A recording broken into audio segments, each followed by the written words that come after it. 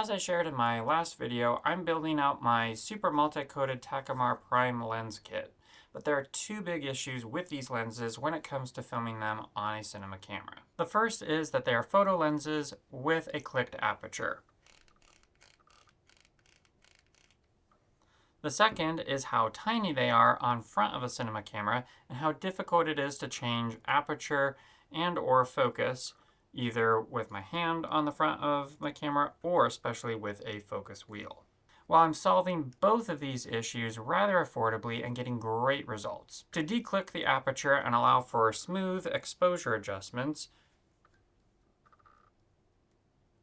and here it's basically silent, and you would see that the exposure changing gradually rather than stopping down or stopping up, you will need to take the lens apart. Now, I won't give you a full tutorial on how I did that, but let me know if you want that in the next time I do it. Honestly, fairly simple, and you shouldn't be afraid to do it. For 30 bucks, I bought a couple of lens repair kits, which I'll link in the description below.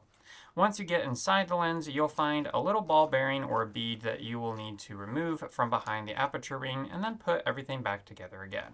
The second issue was the size of this thing on my camera. First off, it looks dorky, don't you think?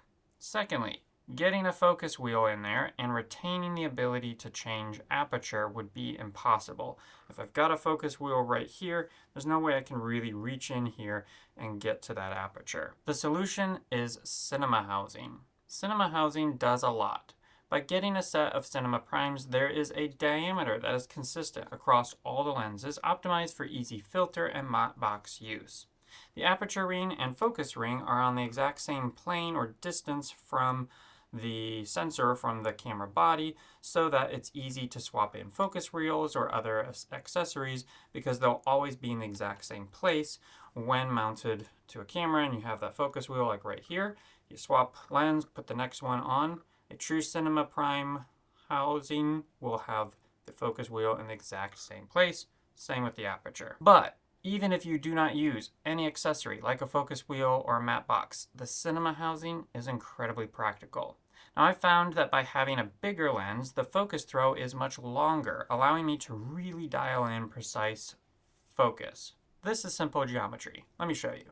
If you draw a radius on the lens, and then say you draw another radius 90 degrees from that, the length or distance traveled from the end of that radius on the original lens is much shorter than that of the cinema housing. So to go from focus point A to focus point B will take much more rotation on the cinema housing than the original lens. Though this technically equates to more work to rack focus from point A to point B, it also ensures greater accuracy. It's like measuring in hundredths rather than tenths. I noticed this immediately and honestly loved it. I felt so much more precise in my focusing because a little movement was dialing it in rather than drastically changing it. Tiny movements on a large circumference equates to larger movements on a smaller one. In the past, I've really struggled adjusting focus and thinking I had it, but then in post realizing I was an inch off because a slight adjustment on the lens ends up racking more than I think. Now, I will admit that a long focus pull is only really nice in a smaller rack. Going from infinity to a couple of feet away would be much too long on this thing, but I never really have to rack that much. As long as you're racking something a max of 10 to 20 feet, depending on if it is a closer side of things from your camera or further away, it should be just fine. So, how did I do the cinema housing for this? Well, I found a 3D printer plan for the cinema housing for my 50mm prime, and one of my coworkers happens to be getting into 3D printing. Meet Benj. This dude is super generous and a lot of fun to talk shop with and work with. He was kind enough to print out all of the pieces and help me assemble the housing. He printed it on PETG because it's more durable and works better outdoors. No, it's not nearly as nice as machined metal housing, but we'll see how well I like the whole setup, and maybe in a couple of decades we can rehouse these things. We, and by we I mean Benj, will have to redesign new 3D models to print off the housing for the 28mm since I haven't found files out there, but we're hoping it won't be too hard to do since the lens bodies are really similar. I'm really excited about this project and thankful to Benj for his indispensable and affordable help. So if you want to do something like this, ask around. I'm sure you know someone, or maybe you yourself do some 3D printing and can make some cinema housing for lenses that you have. So there's my case for why cinema lenses or cinema housing are really important and what I'm doing with my kit.